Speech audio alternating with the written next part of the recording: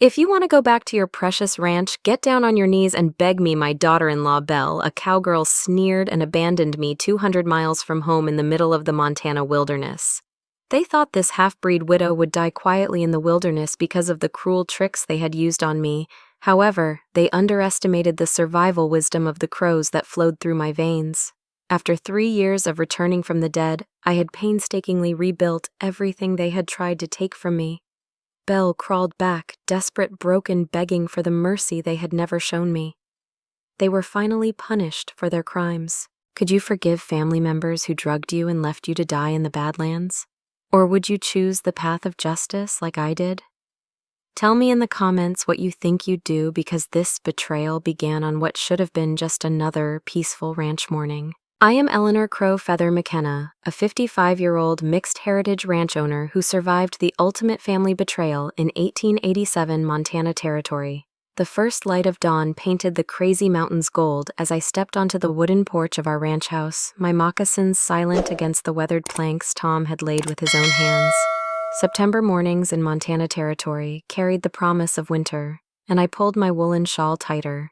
The same one he'd bought me on our last trip to Billings before the fever took him. 3 years. 3 years since I'd awakened alone in our bed, 3 years of running this ranch with nothing but my mixed blood stubbornness and the memory of his voice saying, "Ellie, this land chose us as much as we chose it." "Morning, Mrs. McKenna," called Jake, our foreman, as he led the horses from the barn.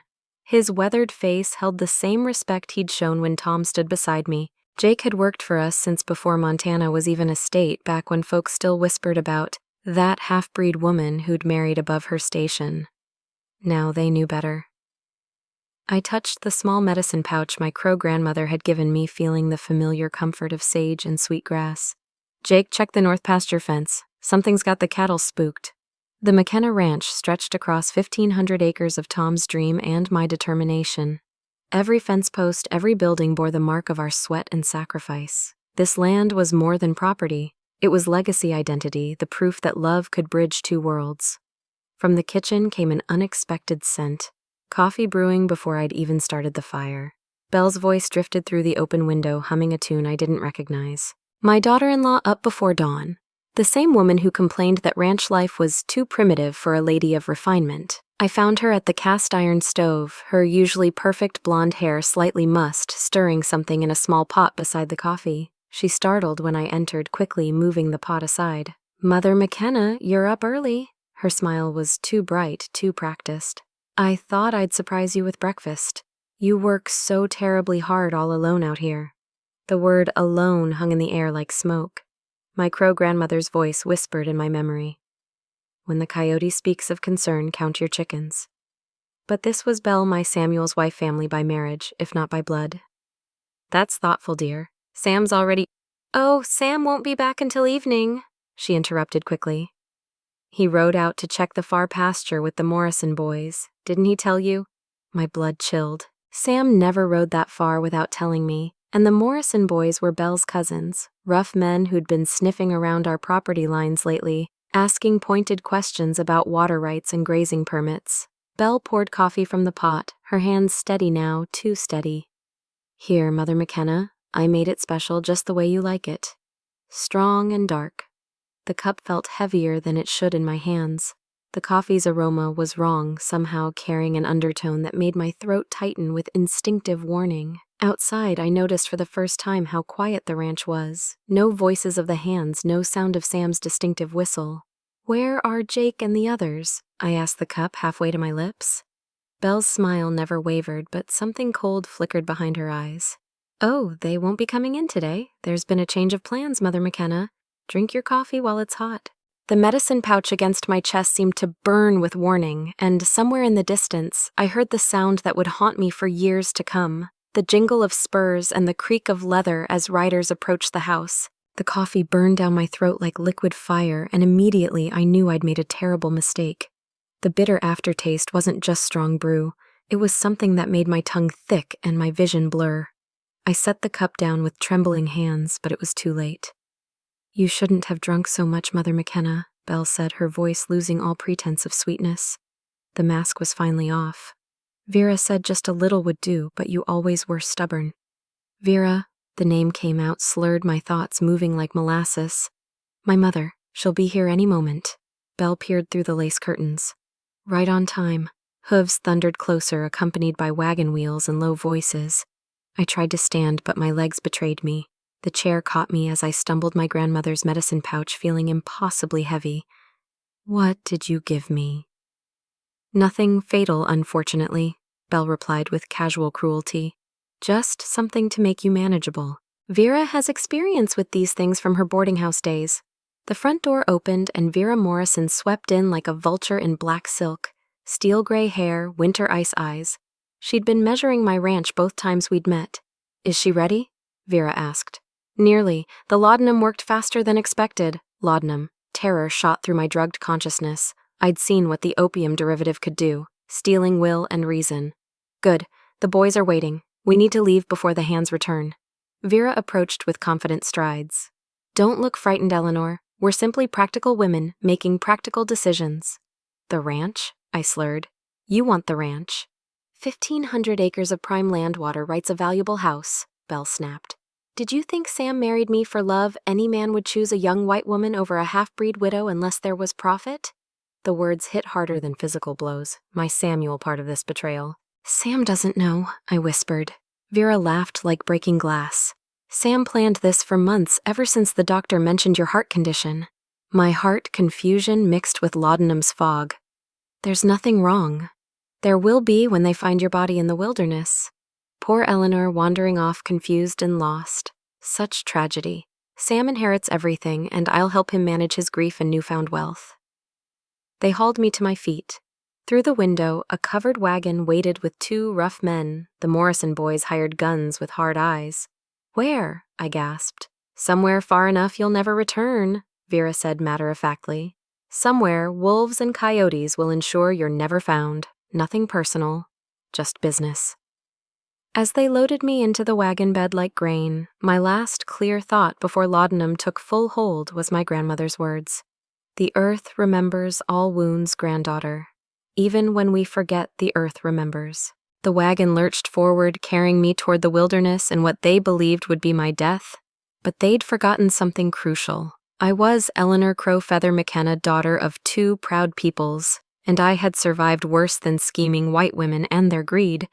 The earth would indeed remember this wound, and so would I. The wagon bounced mercilessly over rocky ground, each jolt sending pain through my drugged body. Through the canvas cover, I caught glimpses of landscape growing wilder and more desolate. We'd left the familiar rolling hills of the ranch far behind, climbing into the badlands where even the hardiest settlers feared to venture. The laudanum made everything feel distant and dreamlike, but my crow blood fought against the fog. My grandmother had taught me that our people's strength came from the earth itself, and even drugged, I could feel that connection pulling me back to awareness. The medicine pouch against my chest grew warm as if responding to my need. How much further? Belle's voice carried irritation. The rough ride was clearly not to her liking. Another mile or two, one of the Morrison boys replied. His voice was gravelly, marked by years of tobacco and whiskey. There's a spot up ahead where the old Indian trail splits. Perfect place. Nobody travels that way anymore, not since the last of the Crow got moved to the reservation. My heart clenched. They were taking me to sacred groundland my people had walked for generations. The irony was bitter. They meant to leave me to die on the very earth that had given me life and strength. The wagon lurched to a stop, and rough hands dragged me from the bed. My legs barely held me upright, but the fresh air helped clear some of the drug's effects. We stood at the edge of a vast canyon, its red walls glowing in the afternoon sun. Wind moaned through the rock formations like the voices of ancestors. This'll do, Vera said with satisfaction. Even if she manages to walk, she'll never find her way out of this maze. Belle dismounted gracefully, brushing dust from her riding skirt. Are you sure she won't be found? I don't want any complications. Look around. Vera gestured at the endless expanse of broken country. This is where Apache and Crow used to disappear their enemies. The land itself swallows people whole out here. They pulled a small bundle from the wagon, a canvas bag with what looked like a day's worth of supplies. Cruel mercy designed to prolong my suffering while maintaining the pretense that they'd given me a chance. Here's water and some hardtack, Belle said, her voice mockingly sweet. We're not completely heartless. If you're clever enough, you might even survive a day or two. I tried to speak to curse them with words my grandmother had taught me, but my tongue still felt thick and useless. All I managed was a whisper. Sam. Sam sends his regards, Vera replied coldly. He wanted me to tell you that he appreciates everything you've done for him over the years. Consider this his way of ensuring your sacrifice wasn't in vain. They climbed back into the wagon, leaving me swaying on unsteady legs with the small bundle at my feet. The Morrison boy who'd been driving spat tobacco juice into the dust near my boots. Walk back if you can, old woman, he said with a cruel grin. It's only about 50 miles through some of the roughest country in Montana territory. Should be easy for someone with Indian blood, right? The wagon pulled away, wheels crunching over stone and sage. I watched until it disappeared around a red rock, outcropping the sound of hooves and laughter, fading into the vast silence of the wilderness. Alone. 55 years old, half-drugged, abandoned in the badlands with nothing but a day's supplies and the clothes on my back. They expected me to die here to become another victim of the unforgiving frontier. But as the laudanum continued to clear from my system, I felt something they hadn't counted on. The awakening of instincts older than their greed, stronger than their cruelty. I was Eleanor Crow Feather McKenna, and I was far from finished. The silence after the wagon's departure was absolute, broken only by the whisper of wind through stone and the distant cry of a hawk. I stood motionless until the last echo of hooves faded, then slowly knelt to examine what they'd left me. The canvas bag contained a small water jug, perhaps a day's worth if I was careful. Some hardtack biscuits and a piece of jerky so tough it might have been cut from boot leather. Cruel mercy indeed. They'd given me just enough to prolong the agony to let me die slowly rather than quickly. But as the laudanum's fog continued to lift, memories surfaced like water from a deep well. My grandmother's voice patient and strong. The earth provides for those who know how to ask, little granddaughter, but first you must remember who you are.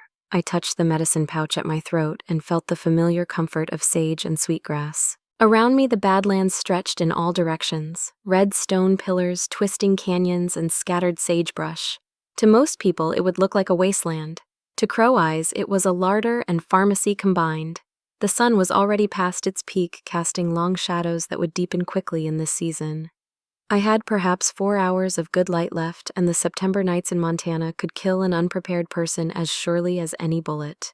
I began walking not toward home. 50 miles through this maze would be suicide, but toward the canyon wall where I'd spotted something that made my heart leap. Prickly pear cactus, its flat pads heavy with late-season fruit. My grandmother had taught me to harvest the sweet water-rich tunas, carefully avoiding the spines. Using a flat stone, I knocked several fruits to the ground, then peeled them with the small knife I always carried in my boot. The Morrison boys had been too focused on my supposed helplessness to search me properly. The sweet juice ran down my chin as I ate precious moisture that would help stretch my meager water supply. Near the cactus, I found what I'd hoped for, a cluster of 4 o'clock plants, their tuberous roots still fat with stored nutrients. My people had survived harsh times on such humble fare. I dug several roots with my knife, tucking them into my skirt pockets. As the sun sank lower, I searched for shelter. The canyon offered several overhangs, but I chose one that faced east, protected from the prevailing wind. I gathered dry grass and sage, creating a nest that would hold my body heat through the cold night ahead. The temperature dropped quickly once the sun disappeared behind the canyon rim. I wrapped my shawl tighter and chewed slowly on a piece of hardtack, making it last. Above me, stars appeared one by one, the same stars that had guided my ancestors across this land for countless generations. A coyote howled in the distance, soon answered by another.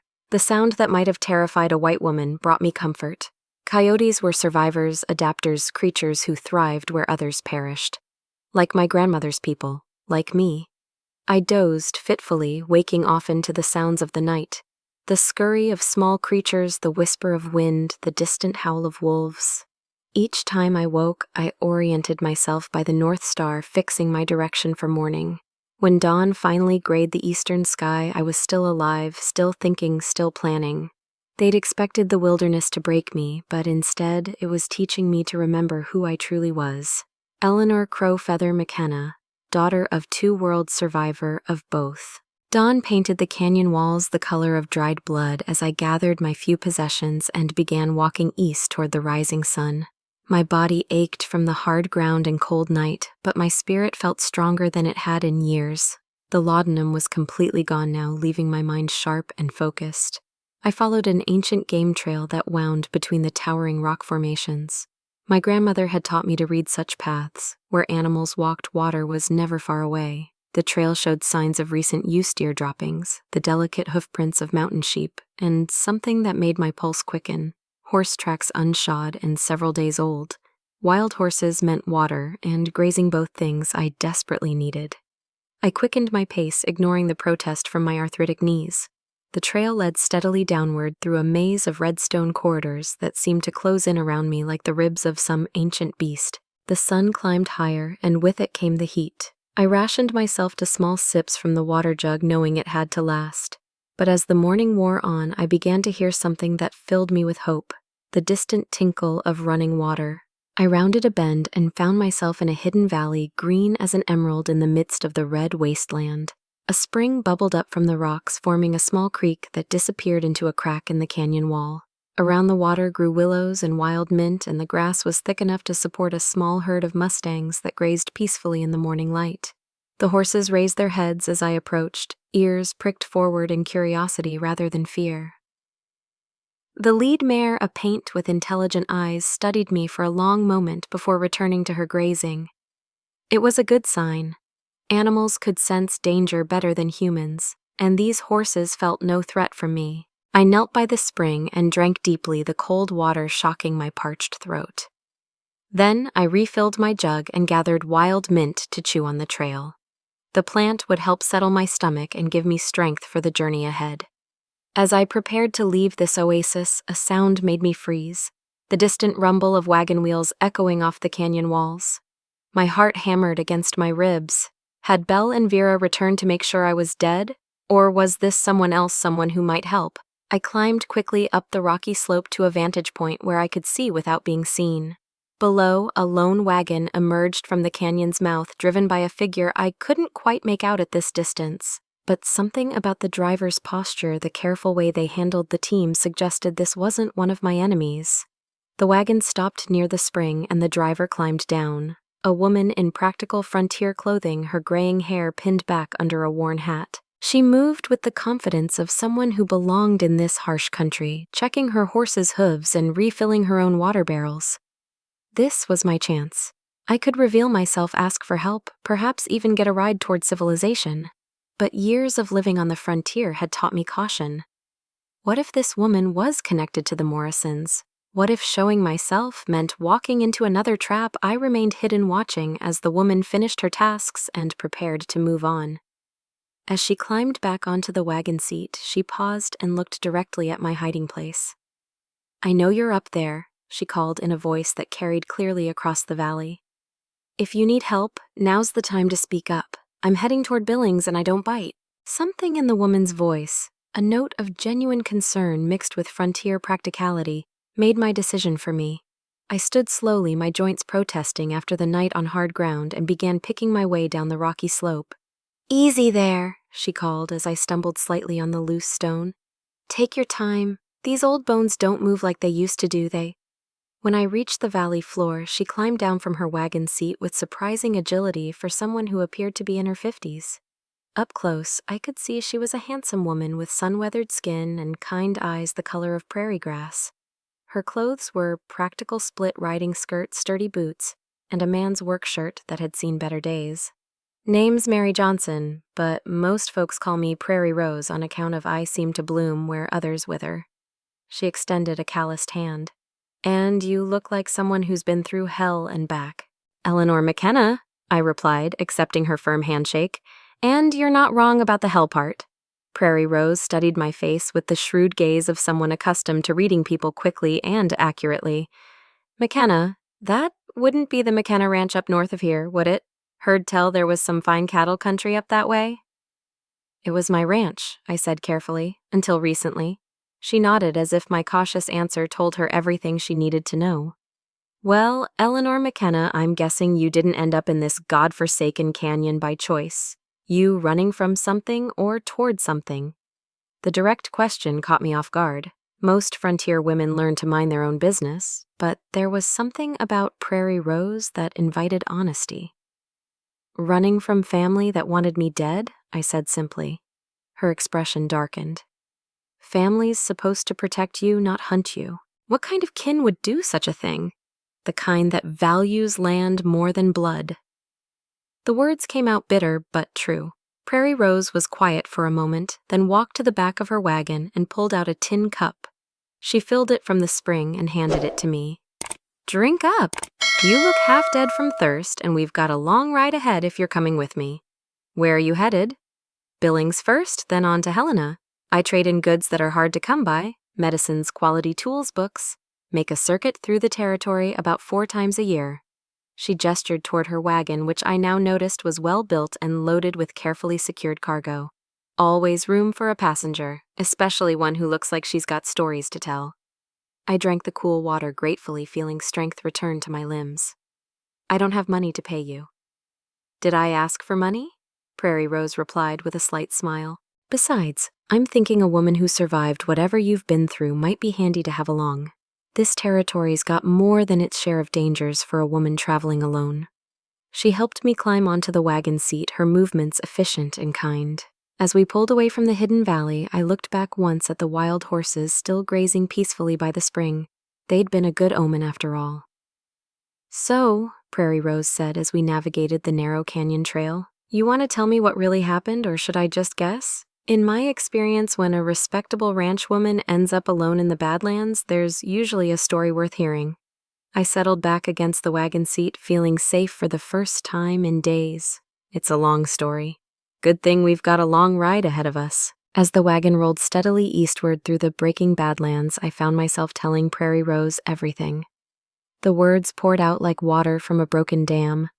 Belle's manipulation, the drugged coffee, Vera's cold calculation, and, worst of all, my own son's betrayal for the sake of ranch land and water rights. Prairie Rose listened without interruption, her weathered hands steady on the reins as we navigated the rough trail. Occasionally, she'd nod or make a soft sound of understanding, but she let me speak my piece without judgment or false comfort. Laudanum in the coffee, she said finally when I finished. That's attempted murder in any territorial court worth the name. And abandoning you in the badlands? She spat into the dust beside the wagon. That's lower than anything I've seen in 30 years of frontier living. But how do I prove it? The question that had been gnawing at me since my rescue. It's my word against theirs, and I'm just a half-breed widow. They're young, white, and convincing. You're Eleanor McKenna, owner of 1,500 acres of prime grazing land, Prairie Rose corrected firmly. And you're alive when they expected you to be dead. That's going to shake them up considerable. We reached Billings as the sun was setting, painting the wooden buildings and dusty streets the color of old gold. Prairie Rose drove straight to the office of Dr. Henry Walsh, a man she'd known for years and trusted completely. Doc Walsh was a thin, serious man with gentle hands and sharp eyes. He examined me thoroughly, documenting the effects of exposure dehydration and the lingering traces of laudanum that still showed in my pupils and reflexes. This woman was drugged with a significant dose of opium derivative, he told Prairie Rose as I dressed behind a screen. The physical evidence is clear. Combined with the exposure and dehydration, someone definitely tried to kill her. Will you testify to that? I asked, stepping out from behind the screen. Mrs. McKenna, I've been practicing medicine on this frontier for 20 years. I've seen what greed and desperation can do to people. If you're willing to press charges, I'll stand behind my medical findings in any court. Prairie Rose nodded with satisfaction. Next stop is the Territorial Marshal's office. Jim Crawford's an honest man who doesn't hold with family betrayal no matter what the stakes. Marshal Crawford proved to be a grizzled veteran of frontier law enforcement, his badge worn smooth by years of honest service. He listened to my story with the same careful attention Doc Walsh had given my physical condition. This is serious business, Mrs. McKenna, he said when I finished. Attempted murder, conspiracy, fraud if they've been forging documents. But it won't be easy to prove, especially with your son involved. What do you need from me? First, we ride out to your ranch and see what condition it's in. If they think you're dead, they might have gotten careless about covering their tracks. Second, we gather evidence. Any witnesses, any documents, anything that shows their intent. Prairie Rose leaned forward. Marshall, I found this woman half dead in the Badlands, exactly where someone would dump a body they never expected to be found. That's not coincidence. Crawford nodded slowly. No, it's not. Mrs. McKenna, are you prepared to see this through?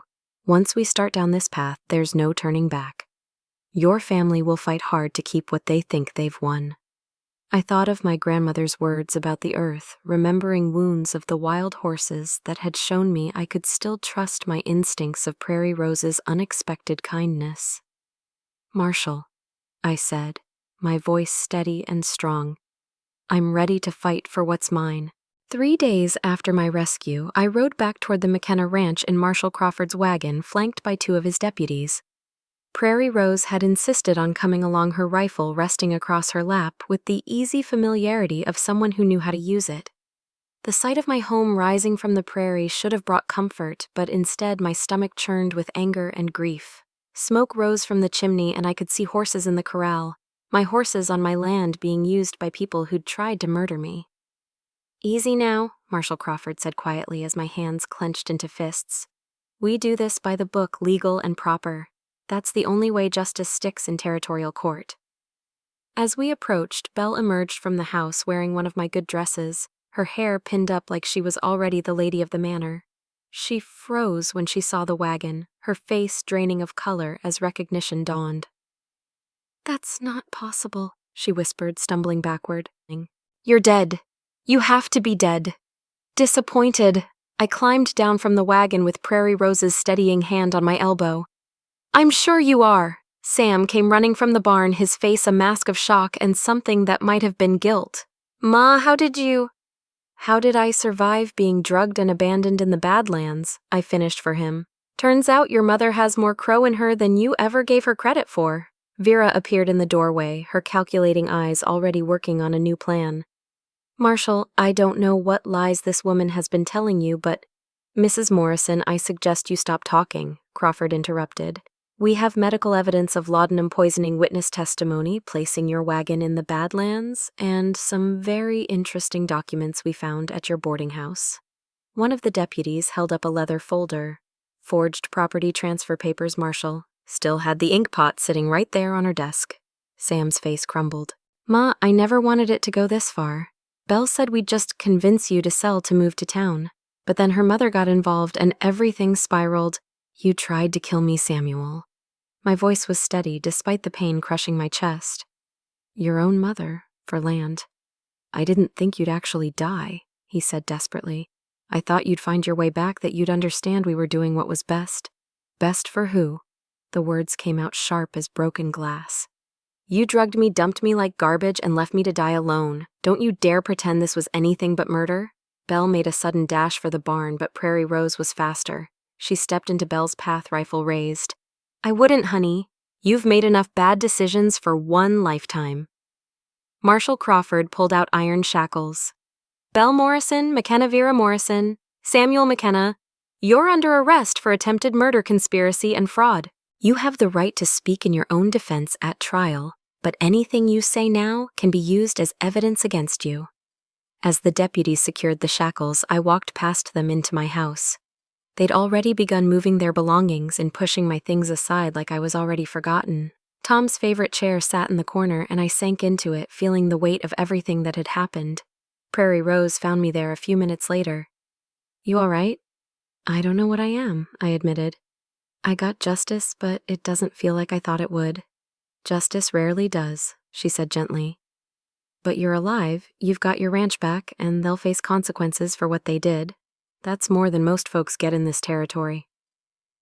Through the window, I watched as the marshal loaded my son and his conspirators into the wagon. Sam looked back once, his eyes meeting mine, and I saw the boy he'd been before greed had poisoned him. But I also saw the man he'd become, and I turned away. The territorial courthouse in Billings was packed the morning of the trial. Word had spread quickly through the frontier community, a half-Crow ranch woman nearly murdered by her own family for land. People came from 50 miles around to witness justice, or perhaps just to satisfy their curiosity about the scandal. Judge William Thornton presided, a stern man in his 60s who'd earned his reputation for fairness during the territorial wars. He surveyed the crowded courtroom with disapproval before banging his gavel. This court will come to order. We're here to determine the guilt or innocence of Belle Morrison McKenna, Vera Morrison, and Samuel McKenna in the matter of attempted murder and conspiracy to commit fraud. I sat in the front row with Prairie Rose beside me, her presence a steady comfort. Across the aisle, Sam couldn't meet my eyes. Belle stared straight ahead with cold defiance, while Vera whispered urgently to their attorney. The prosecution called Doc Walsh first. He testified clinically about the laudanum in my system, the effects of exposure and dehydration, the physical evidence that I'd been drugged and abandoned. In your medical opinion, Doctor, would Mrs. McKenna have survived without rescue? No. Given her age, the drug dosage, and the harsh conditions, she would have died within 48 hours. Marshall Crawford followed, presenting the forged property documents, the testimony of neighbors who'd witnessed my isolation, and the physical evidence from the abandonment site. He'd even found the coffee pot still containing traces of laudanum. When Prairie Rose took the stand, she described finding me half dead in the badlands, her voice carrying the weight of frontier truth that no lawyer could shake. That woman survived because she's tougher than leather and twice as smart, Prairie Rose declared.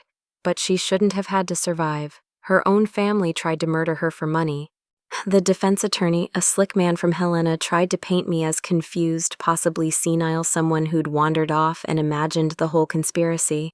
But his arguments crumbled against the physical evidence and multiple witnesses. Then came the moment I'd been dreading. Sam took the stand. Mr. McKenna, did you participate in drugging and abandoning your mother? Sam's voice was barely audible. Yes. Speak up for the court, please. Yes, he said, louder, tears streaming down his face. Belle and her mother planned it, but I didn't stop them. I wanted the ranch. I convinced myself Ma would be better off in town, that we were doing her a favor. But I knew. Deep down, I knew what they really intended. And you let it happen anyway. Yes, the word came out broken. God forgive me. Yes. Belle's attorney tried to salvage something, painting her as a victim of her mother's influence, a young woman led astray. But Belle's own cold demeanor on the stand destroyed that defense. She showed no remorse, only anger at being caught. Judge Thornton called for closing arguments, then retired to his chambers. The wait felt eternal, though it was barely an hour before he returned. I've heard enough to make my determination, he announced. Belle Morrison McKenna and Vera Morrison, you are found guilty of attempted murder, conspiracy, and fraud. I sentence you each to 5 years in the territorial prison. Belle's face went white. Vera remained stone-faced. Samuel McKenna, the judge continued, his voice heavy with disgust. Your crime is perhaps the most heinous because you betrayed not just a woman, but your own mother. However, your confession and genuine remorse warrant some consideration. 3 years in territorial prison with possibility of early release for good behavior. He turned to me. Mrs. McKenna, the court recognizes the tremendous wrong done to you. Do you wish to make a statement? I stood, slowly feeling every eye in the courtroom upon me.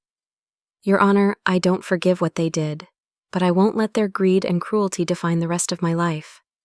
I survived, and I'll keep surviving. The gavel fell. Court dismissed. 3 years passed like water through canyon stone, slowly reshaping everything it touched. The McKenna Ranch thrived under my management, and I'd hired Jake's nephew and 2 young Crow men from the reservation to help work the land. The cattle bore our brand proudly, and the horses were as fine as any in Montana territory. Prairie Rose had become more than a friend. She was family. She'd moved her trading operation to include regular stops at my ranch, and we'd built a small bunkhouse where she stayed between her circuit runs. Together, we'd created something neither of us had expected, a community of frontier women who supported each other without judgment or competition. I had also begun teaching young Crow children during the winter months, sharing my grandmother's knowledge of traditional medicine alongside reading and arithmetic. The territorial government didn't officially recognize my school, but the families who sent their children didn't care about official recognition. Life had found a new rhythm, and I'd learned to live with the ache where my son used to be in my heart. Then, on a crisp October morning, Marshall Crawford rode up to my ranch with a telegram in his hand and concern in his eyes. Eleanor, I'm sorry to bring bad news, he said, dismounting slowly. It's about Samuel. My hand stilled on the harness I'd been mending. What about him? He's sick. Real sick. The prison doctor says it's consumption and it's moving fast. They're asking if you want to see him before. He didn't finish the sentence. He didn't need to. Consumption. The white plague that swept through prisons and crowded places, stealing breath and life with equal cruelty. My son was dying. How long? I asked quietly. Weeks, maybe less. They've moved him to the prison infirmary. I sat down on the porch step, the telegram trembling in my hands. 3 years ago, I'd turned away from Sam in this very yard, watching as the marshal took him to face justice. I'd told myself I was done with him, that he'd made his choice and would live with the consequences. But he was dying. Eleanor Prairie Rose had emerged from the house, reading the situation immediately. What's happened? Sam has consumption. They want to know if I'll come see him. She sat beside me, her presence solid and comforting. What do you want to do? I don't know, I admitted. Part of me says he deserves whatever he gets. He tried to kill me. He chose land over his own mother. And the other part remembers the boy who used to bring me wildflowers, who cried when his father died, who promised he'd always take care of me. Tears burned behind my eyes. The other part knows that if I don't go, I'll regret it for the rest of my life. Prairie Rose took my hand. Then you know what you have to do. 2 days later, I stood outside the territorial prison in Deer Lodge, my heart hammering against my ribs. The stone building loomed gray and forbidding, a place designed to break spirits and punish sins.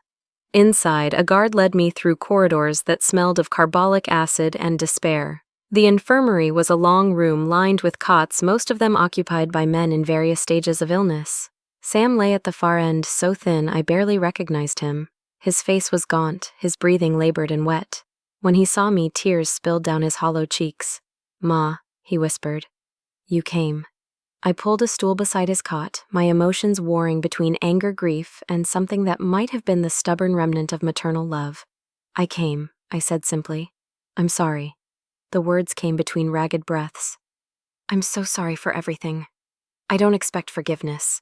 I needed you to know that I understand now what I threw away.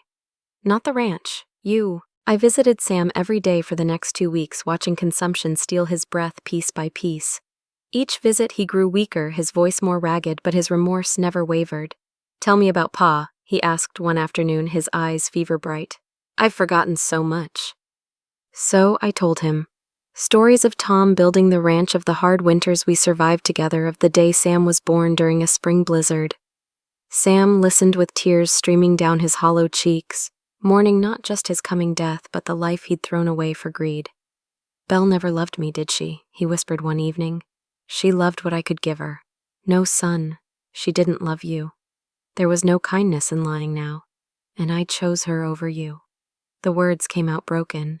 I chose land and money over the only person who ever loved me unconditionally. The prison chaplain, a weathered man who'd seen too many deaths, pulled me aside on the 10th day. He's asking for Crow prayers, Mrs. McKenna. Says his mother's people should guide him home. Something in my chest cracked open. Sam remembered. Despite everything, he remembered who he truly was. That night, I sat beside his cot and sang the old songs my grandmother had taught me, prayers to guide spirits safely to the next world. Sam's breathing eased as I sang, his hand gripping mine with surprising strength.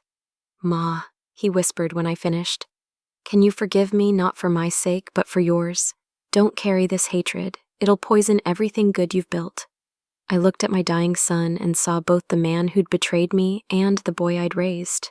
Forgiveness didn't erase what he'd done, didn't make the pain disappear, but holding on to hatred would only continue his crime against me.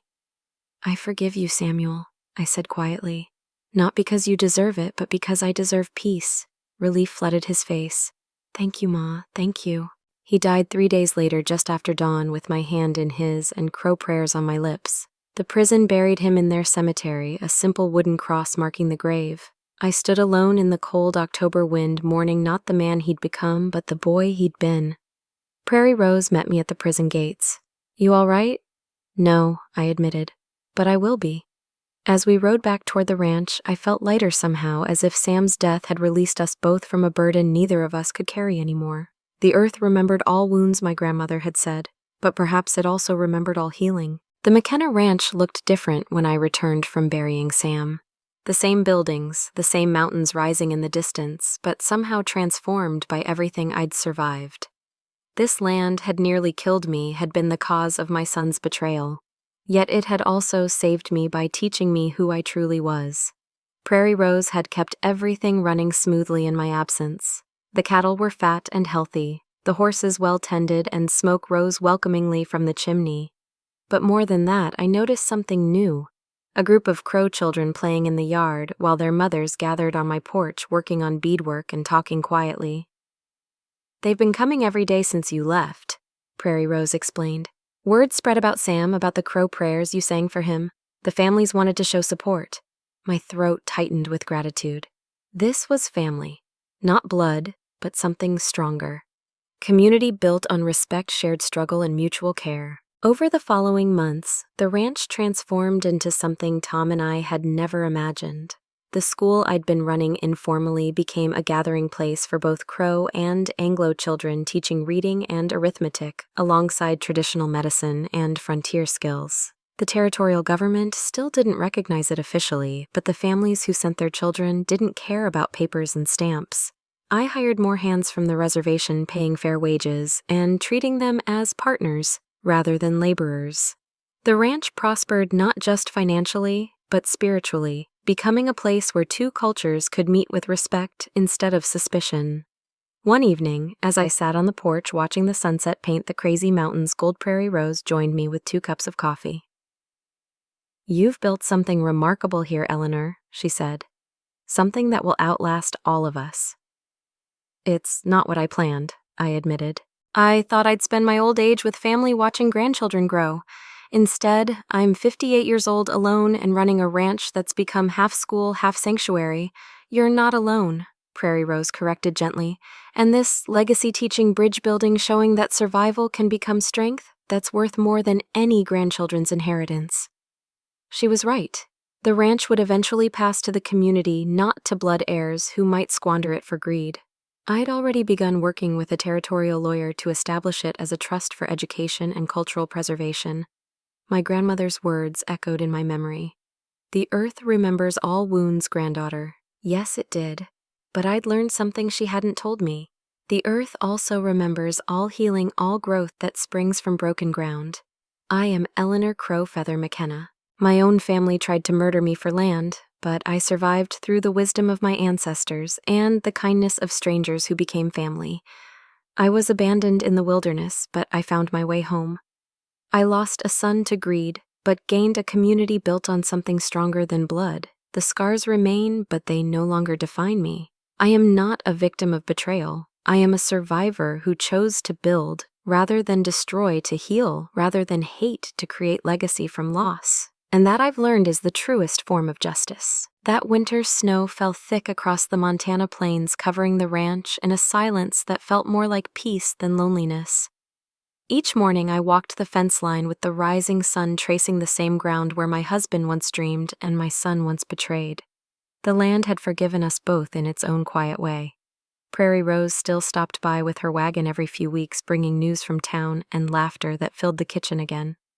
Sometimes, when the Crow children practiced their lessons by lamplight, I caught myself smiling at the sound proof that something good had endured. On the first thaw of spring, I rode out alone to the canyon where they had left me to die. I laid wildflowers on the stone and whispered a prayer for all that had been lost and all that had been found. The wind carried the scent of sage, and I knew my grandmother's spirit was near. The earth remembers every wound, yes, but it also remembers mercy. And as I turned my horse toward home, I finally understood survival is not the end of the story. It's the beginning of everything that truly matters.